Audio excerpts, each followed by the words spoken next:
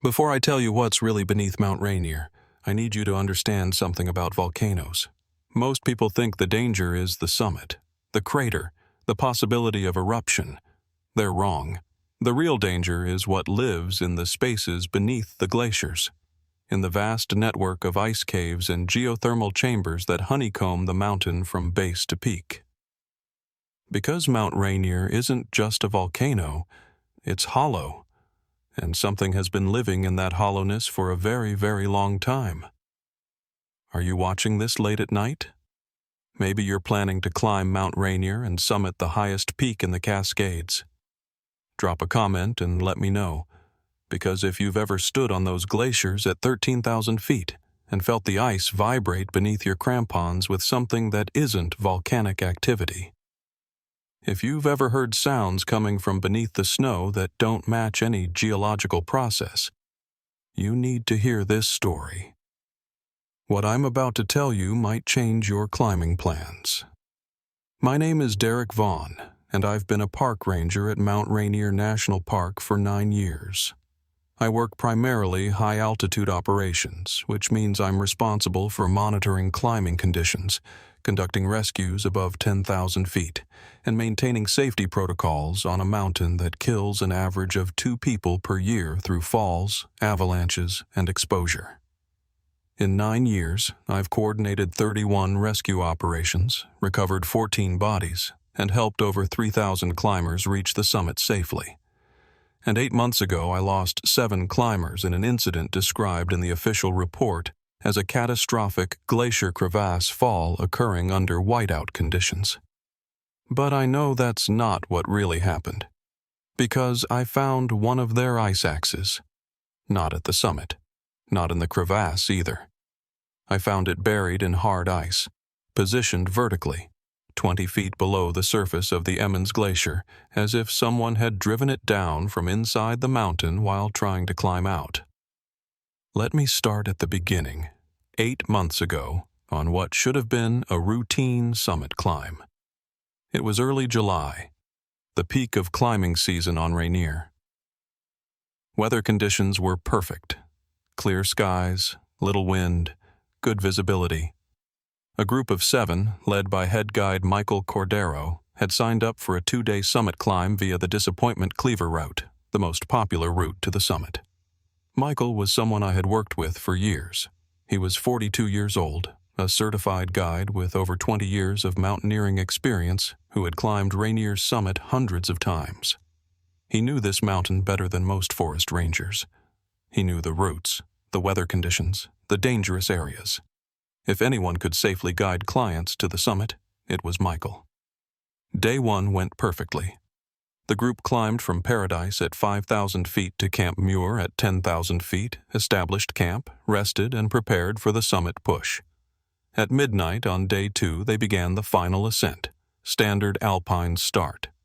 Headlamps, rope teams, moving steadily upward through darkness toward the crater rim at 14,400 feet. At 3 a.m., Michael radioed in from approximately 13,000 feet. "This is Cordero. We're at the base of the summit crater. Conditions are excellent. Estimate we'll reach the rim in 90 minutes. Copy that. Weather looks stable, safe climbing. Roger. One thing though. We're hearing sounds from below the ice, like machinery, deep rumbling. Probably just geothermal activity from the volcanic system, but it's louder than I've ever heard it. Could be increased fumarole activity. USGS hasn't reported any seismic changes, but I'll check with the Volcano Observatory. You want to descend?" "Negative. Sounds are steady, not escalating. We're continuing to the summit. That was the last normal communication we received from them."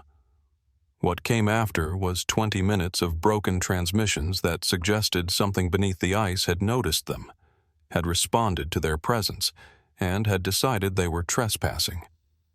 At 3:45 a.m., Michael came back on the radio, his voice strained and confused. "The ice is moving. Not like an avalanche, like it's being pushed from below. We can see cracks forming in patterns, geometric patterns, like something underneath is trying to break through. Michael, get your team off that section immediately. Move to solid rock if you can find it. There is no solid rock. We're on the crater rim approach. It's all glacial ice, and it's not just cracking, it's opening. Sections are dropping away into voids beneath. We can see down into them. There are chambers, huge chambers, and there's light down there, not daylight. Something else, blue-green, bioluminescent maybe. At 3:50 a.m., one of the clients came on the radio screaming, "Something grabbed. Janet reached up through the ice and grabbed her ankle, pulled her down into a hole. We tried to hold the rope, but it snapped. She's gone. She fell into one of the chambers." At 3:53 a.m., Michael again, now clearly terrified. "There are more of them." Reaching up through openings in the ice. Not hands exactly, more like tentacles or roots. But they're warm. The ice is melting where they touch it. They're pulling the glacier apart, creating openings. And we can hear something moving in the chambers below, something big, moving toward us. At 3:57 a.m., the last transmission. Michael's voice barely a whisper. "They're not trying to hurt us. They're trying to bring us down, into the mountain, into whatever exists beneath the ice. Tell Patricia this wasn't volcanic. Tell her the mountain isn't empty. Tell her we were wrong about what lives here." Then silence. Complete radio silence. We deployed emergency response immediately. But reaching 13,000 feet in darkness takes time even for experienced rescue climbers. By the time the team arrived at the last known position at dawn, there was no sign of the climbing party. No bodies. No gear scattered on the surface. No rope, no ice axes lying on the glacier, just smooth ice with several unusual depressions, circular holes about 3 feet in diameter that descended straight down into darkness. The rescue team rappelled into one of the holes with lights and cameras. It opened into a chamber 30 feet below the surface, a chamber that shouldn't exist, a space carved into the ice with walls that were too smooth, too regular to be natural. And at the bottom of that chamber, another opening, leading deeper, into a network of passages that extended down into the mountain. The rescue team followed the passages for 200 feet, documenting everything. The chambers grew larger as they descended.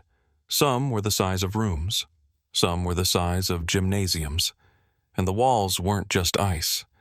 There were sections of exposed rock, ancient rock that glowed faintly with that same blue-green bioluminescence Michael had described.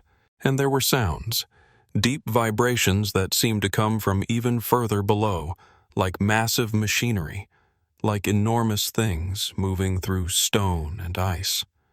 The rescue leader made the call to retreat when their sensors detected temperature fluctuations that didn't match any known geothermal pattern. The passages were warming and cooling in cycles, like breathing, like something huge regulating its body temperature. They found no trace of the climbing party, no bodies in the chambers, no gear, no evidence of what had happened, just those impossible passages leading down into the mountain and that sound of something vast moving in the darkness below. The official investigation concluded that a rare glacial collapse had occurred, that hidden crevasses had opened suddenly, swallowing the entire team, that their bodies were buried deep in the ice and would likely remain there permanently, gradually being transported down glacier over decades. That the chambers the rescue team had found were natural features caused by geothermal melting. That the sounds were volcanic activity from the magma chamber 4 miles beneath the summit. But I'd heard Michael's final transmission. I'd seen the footage from the rescue team. Those chambers weren't natural. Those sounds weren't volcanic. Something lived beneath Mount Rainier, something that had been there long before the volcano formed, something that the mountain had built itself around, or something that had built the mountain. I started investigating immediately. Went through park records, geological surveys, historical accounts, and I found a pattern that terrified me. Since Mount Rainier was first climbed in 1870, there had been 42 unexplained disappearances on the mountain. Not people who fell, not people who died of exposure or altitude sickness, people who simply vanished. One moment documented by their climbing partners, the next moment gone, usually above 12,000 feet, usually on the glaciers, always during early morning hours between 3 and 6 a.m. And there were older stories. The Puyallup, Yakima, and Nisqually peoples who'd lived around the mountain for thousands of years had legends about it. They called it Tahoma or Tacoma, the mountain that was God. But they also had another name that was spoken less often, Talol, the mountain that reaches down. They said the mountain was sacred but dangerous, that it was home to powerful spirits who lived deep inside, that those spirits would claim anyone who ventured too high or stayed too long in the thin places where the boundary between the surface world and the underground world was weak. White settlers had dismissed these stories as primitive superstition, had climbed the mountain anyway, established it as a national park in 1899, built visitor centers and climbing routes, and made it one of the most popular mountaineering destinations in North America. And people kept disappearing, usually 1 or 2 per decade, enough to notice the pattern if you looked closely, but few enough that each incident could be explained away as individual tragedy. I found references to unusual phenomena documented by geologists and volcanologists over the decades, seismic readings that didn't match volcanic activity, temperature anomalies in the glaciers that couldn't be explained by fumaroles or geothermal vents, reports of sounds coming from beneath the ice that resembled machinery or animal calls more than geological processes, and accounts of strange blue-green light visible in ice caves, attributed to algae or mineral deposits, but never conclusively identified. One name kept appearing in recent scientific documentation: Dr. Lisa Chen, a USGS volcanologist who'd been monitoring Mount Rainier for 15 years. If anyone had noticed that something about this mountain didn't fit standard volcanic models, it would be her. I found her at the Cascades Volcano Observatory in Vancouver, Washington. She was 44, with a wall full of degrees and a reputation as one of the foremost experts on Cascade Range volcanism. When I explained what had happened to Michael's group, when I told her about the chambers and the sounds and the bioluminescence, she didn't look surprised. She looked resigned. "I've known for years that something was wrong with Rainier's data," she said, pulling up files on her computer. "The seismic patterns don't match any other stratovolcano I've studied. Look at this." She showed me a graph. "These are earthquake readings from beneath the mountain over the past decade. You see these clusters? They're rhythmic. They repeat in patterns. Every 47 days, there's a burst of micro-seismic activity that lasts for about 6 hours. It's not magma movement. It's not tectonic adjustment. It's too regular, too organized. What causes it? I don't know, but I've been documenting the pattern and cross-referencing it with climbing accidents and disappearances, and there's a correlation. 73% of unexplained vanishings on Mount Rainier occur during or within 24 hours of these seismic bursts, including the incident 8 months ago with the guided group. You're saying whatever causes the seismic activity is also responsible for taking people? I'm saying there's something beneath the mountain that becomes active on a regular cycle, something that generates seismic signals, temperature changes, and, based on eyewitness accounts, physical manifestations in the ice. What it is, I can't say. It doesn't match any known geological or biological phenomenon. Have you reported this? Tried to get official investigation? She laughed bitterly. I've submitted 3 papers, all rejected. Reviewers said my conclusions were unscientific, that I was seeing patterns in random data, that I needed to provide a plausible mechanism before they'd consider publication. But I don't have a mechanism. I just have data that shows something impossible is happening. What do you think it is? What's your theory? She was quiet for a long moment, clearly debating how much to share. Off the record?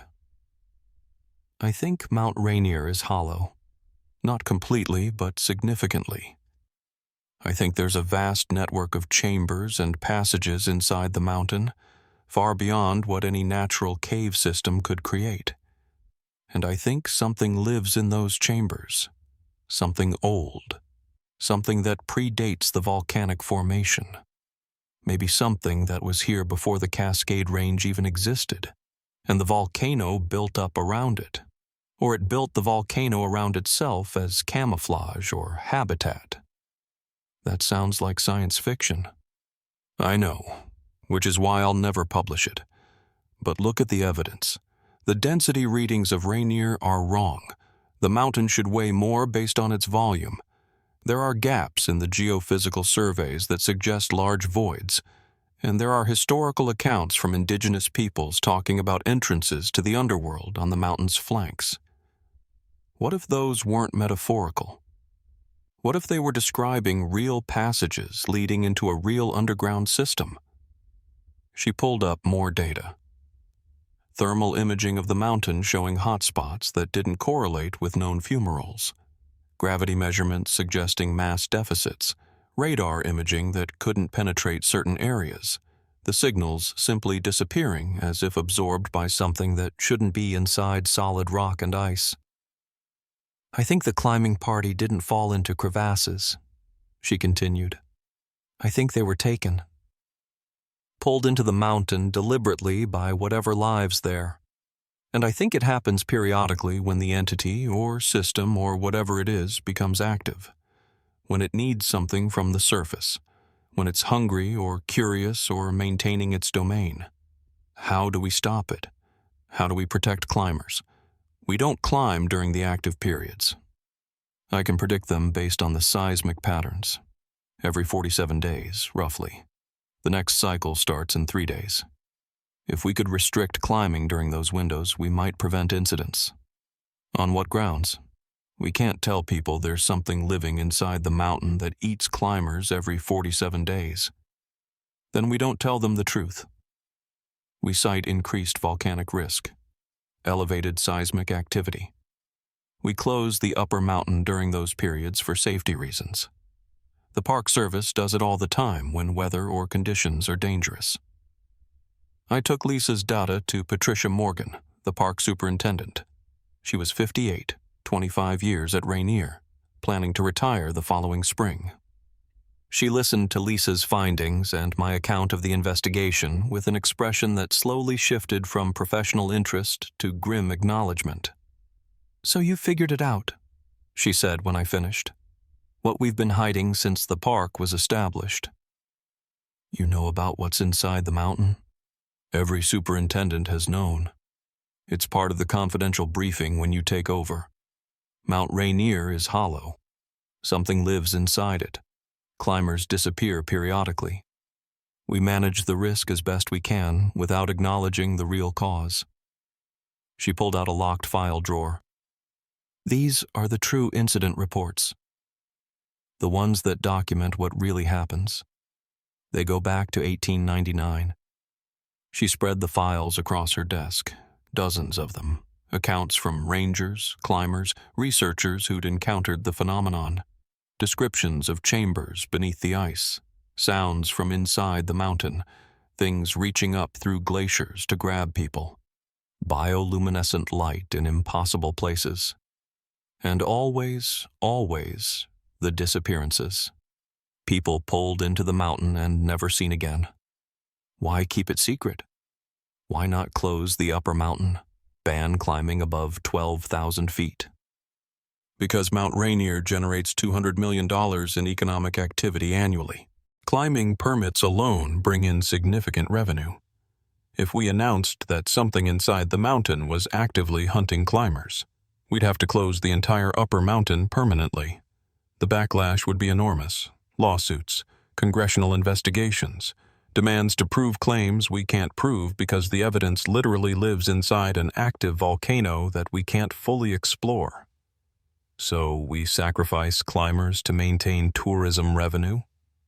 We try to minimize risk through unofficial protocols. We discourage climbing during certain periods.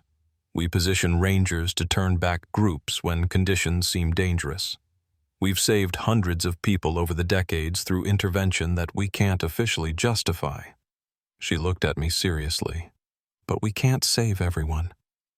Some people will always push through our warnings, will climb during dangerous periods, will venture into areas where the boundary is thin, and some of those people will be taken. Lisa can predict the active cycles.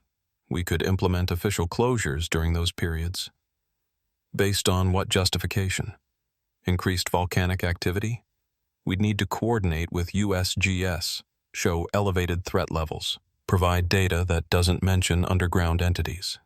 It's possible, but it requires careful management. She pulled out a calendar. If the next cycle starts in 3 days, as Lisa predicts, we have limited time to implement restrictions. I'll make the calls, draft the closure order, cite volcanic precaution. But Derek, you need to understand something. Even with closures, people will try to climb anyway, will bypass restrictions, will summit from unauthorized routes, and when they disappear, will investigate and find nothing and write reports that blame weather or falls or their own poor judgment, because that's all we can do within the system we have. The closure order went into effect 48 hours later. Upper mountain access above 10,000 feet restricted for 72 hours due to elevated seismic activity and volcanic precaution. Most climbers grumbled but complied. Rescheduled their attempts, went home to wait for the restriction to lift. But not everyone complied. On the second day of closure, Jamie and I were doing enforcement patrol at Camp Muir when we encountered 2 climbers preparing to continue upward despite the restriction. Young guys, mid-20s, strong and confident and angry about being turned back. "This is bullshit," one of them said. "There's no volcanic activity. The weather's perfect. You're closing the mountain for no reason." The closure is based on USGS recommendations. The seismic data shows increased activity beneath the summit. I've been watching the USGS alerts. There's nothing. No elevated warnings. No eruption predictions. You're just being overcautious. "Sir, the upper mountain is closed. You need to descend to paradise." "Or what? You going to arrest us for climbing? This is public land. We have a right to be here." Jamie stepped forward. "You have a permit that specifies you'll follow Park Service safety directives. Violating a closure means we revoke your permit and you're banned from climbing Rainier for 2 years. Your choice." They argued for another 10 minutes but eventually descended. We watched them hike down toward paradise, then radioed base to confirm the enforcement. 2 climbers turned back. Upper mountain clear of unauthorized personnel. But at 2 a.m., our remote cameras detected movement on the Disappointment Cleaver route. 2 headlamps ascending toward 13,000 feet. The same climbers. They'd waited until dark and started up an alternative route, bypassing Camp Muir entirely. "They're going up during the active period," I said to Jamie. "Right when whatever's inside the mountain is most active. We have to stop them. We can't reach them in time. They've got a 4-hour head start and they're moving fast." I grabbed my radio, tried calling them directly, hoping they had their radios on. "Climbers on Disappointment Cleaver, this is Ranger Vaughn. You are in violation of emergency closure. Descend immediately." Static. Then one of the climbers responded, breathless from exertion. "We're almost to the crater rim. We'll summit and descend before your restriction ends. You'll never know we were here." "You don't understand the danger. The closure isn't about volcanic eruption. There's something else. Something inside the mountain that becomes active during these periods. Please descend." "Nice try, Ranger. But your scare tactics aren't working. We're continuing." I looked at Jamie. "We have to go after them." "Derek, it's the middle of the active cycle. If we go up there now, we're at risk too." "I know, but I can't sit here and listen to them disappear like Michael's group. Get back up. Get rescue ready. I'm going up." I started climbing at 2:30 a.m., pushing hard, moving as fast as I could with full safety gear. The mountain was quiet. Too quiet. Usually at night you hear wind, ice settling, small rock falls. But that night, there was nothing. Just my breathing and the crunch of crampons on ice. At 12,000 feet, I started hearing it. That deep vibration Lisa had described. Not volcanic rumbling. Something else. Rhythmic, purposeful. Like machinery deep inside the mountain. Or like something breathing. And with the sound came warmth. The ice beneath my feet was warmer than it should be at this altitude and temperature. At 12,500 feet I saw them. The two climbers. Their headlamps visible above me, moving steadily toward the crater rim. And I saw something else. Blue-green light glowing beneath the ice. Growing brighter, illuminating the glacier from below like the mountain was a lantern. I keyed my radio. "Climbers, stop! Do not proceed. The ice is compromised." But they kept climbing. Either didn't hear me or chose to ignore the warning. And that's when the ice started opening. Not cracking, not breaking. Opening, like doors or hatches. Circular sections of the glacier simply lifted away, revealing dark passages leading down into bioluminescent chambers. And from those passages, things emerged. I saw them clearly in my headlamp beam. Tendrils, or tentacles, or roots, I couldn't tell which. They were organic, moving with purpose, but their surface looked like stone and ice fused together. They rose from the passages and reached across the glacier toward the climbers. The climbers saw them too, started screaming, tried to turn back. But the tendrils were faster. They wrapped around legs, arms, torsos, not violently, almost gently, like someone carefully lifting a child. And they began pulling the climbers down into the passages. I ran toward them, knew it was stupid, knew I might get grabbed too, but I couldn't watch two people disappear without trying. I reached the first climber just as he was being pulled into one of the openings, grabbed his harness, pulled against the tendril's grip, and I felt it. Not just physical resistance, but awareness. Intelligence. The tendril knew I was there, knew I was interfering, and it made a choice. It released the climber and reached for me instead. The tendril wrapped around my waist. The surface was warm despite being exposed to sub-freezing temperatures. And when it touched me, I felt something else. Communication. Not words, not images. More like emotions or concepts being pressed directly into my mind. Curiosity. The entity was curious about me, about why I was interfering, about what I was. Protection. I tried to project back, trying to protect. These are my people, my responsibility. The tendril tightened, not painfully, but firmly, like it was considering, deciding.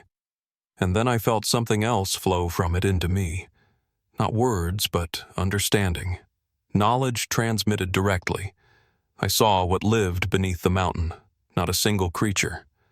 A system.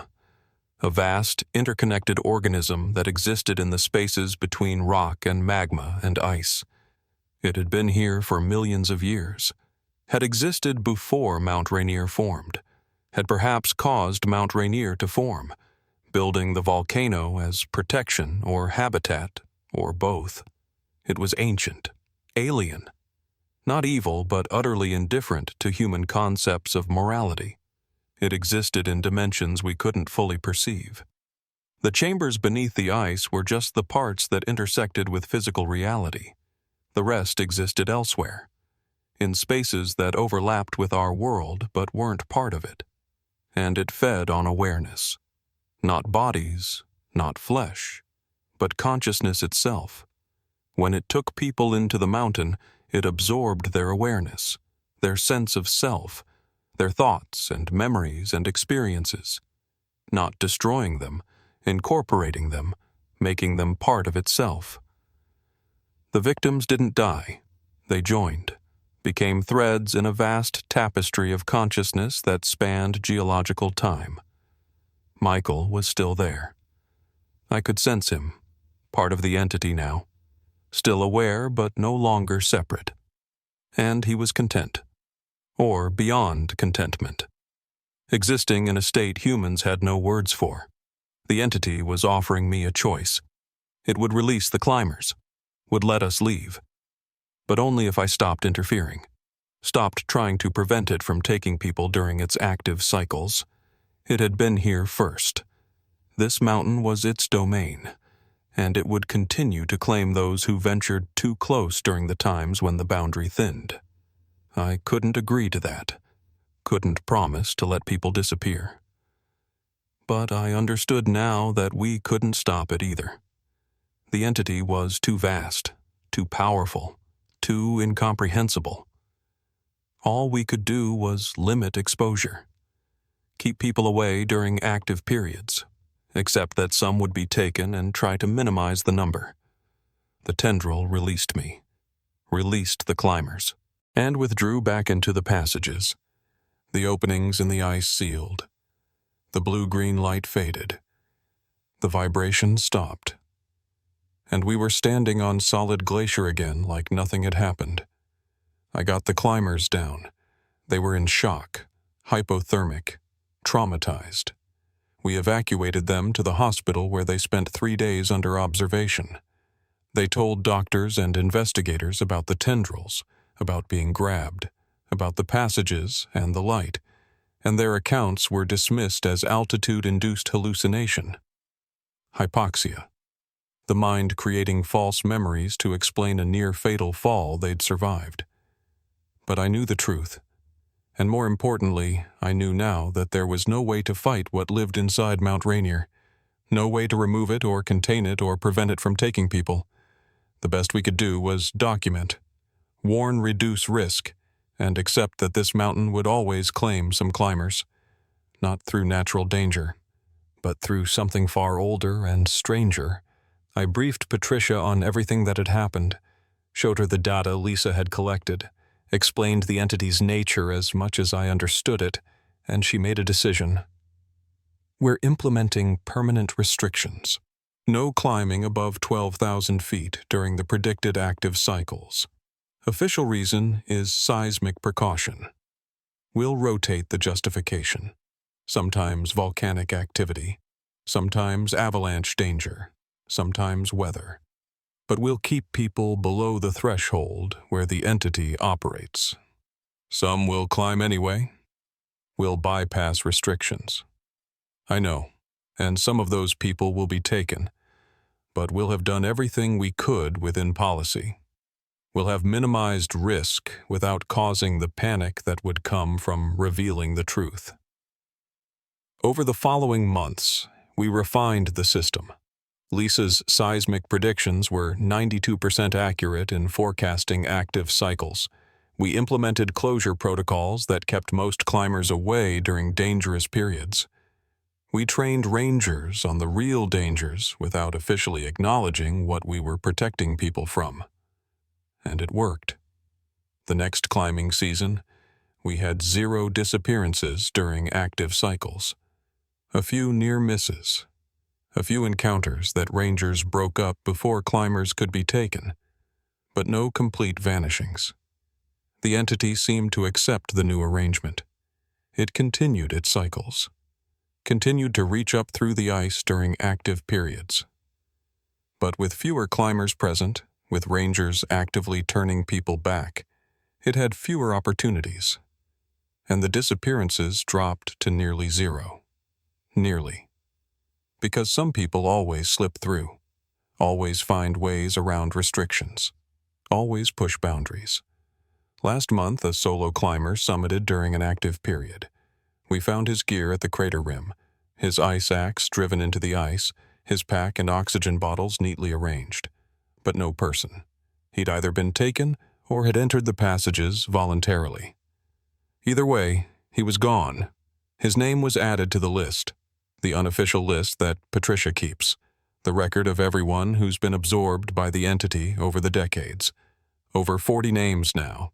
40 people who aren't dead, but aren't alive in any way we can understand, existing as part of something vast and ancient that lives beneath the summit we watch. Because that's what we're really watching at Mount Rainier. Not the volcanic activity, not the glaciers or weather or climbing conditions. We're watching the mountain itself, monitoring the entity that lives inside it, tracking its cycles, preventing it from claiming too many victims, maintaining the balance between public access and supernatural danger. If you're planning to climb Mount Rainier, I'm not going to tell you not to go. It's an incredible mountain, an achievement to summit. Thousands of people reach the top every year safely. But follow the closures. Don't climb during seismic restriction periods. Don't push past ranger warnings. And if you're above 12,000 feet and you feel warmth in the ice, if you see blue-green light beneath the glacier, if you hear that deep rhythmic vibration that sounds like breathing, descend immediately. Don't investigate. Don't wait to see what happens. Just get off that mountain as fast as you can, because the summit isn't what we're really watching. We're watching what's beneath it, what's been there for millions of years, what will be there long after the volcano erodes away and the glaciers melt and humanity is gone. The entity is patient, the entity is vast, and the entity is always hungry for new consciousness to absorb into itself. We can limit its feeding. We can protect most climbers most of the time, but we can't stop it, can't remove it, can't even fully understand it. All we can do is watch, document, warn, and hope that the people who climb past our restrictions during active cycles don't discover what Michael discovered. That being absorbed into the entity isn't death. It's transformation into something we have no framework to comprehend. I still feel it sometimes. That brief connection I had with the entity when the tendril touched me. Like a door was opened in my mind that won't fully close. I can sense when it's active, can feel when the cycles begin, can hear the deep vibration even when I'm miles away from the mountain. Patricia says that happens to everyone who's had direct contact, that they become partially connected, part of the entity's awareness network. Not absorbed, not taken, but linked, able to sense its presence, its hunger, its patience. She's retiring next month, moving to Arizona, somewhere flat and geologically stable, somewhere without mountains that hide things older than geology can explain. And she's passing the responsibility to me. The knowledge, the protocols, the terrible understanding of what Mount Rainier really is. I'm the one who'll brief the next generation of rangers, who'll maintain the watch, who'll stand between climbers and something they can't imagine, who'll enforce closures and turn people back and document the disappearances that inevitably occur when someone ignores the warnings, because someone has to watch, someone has to know. And someone has to carry the burden of protecting people from a danger they can never be told about officially. The summit isn't what we're really watching. It never has been. We're watching the mountain itself, and what the mountain contains, and we'll keep watching for as long as the entity allows us to remain on its slopes.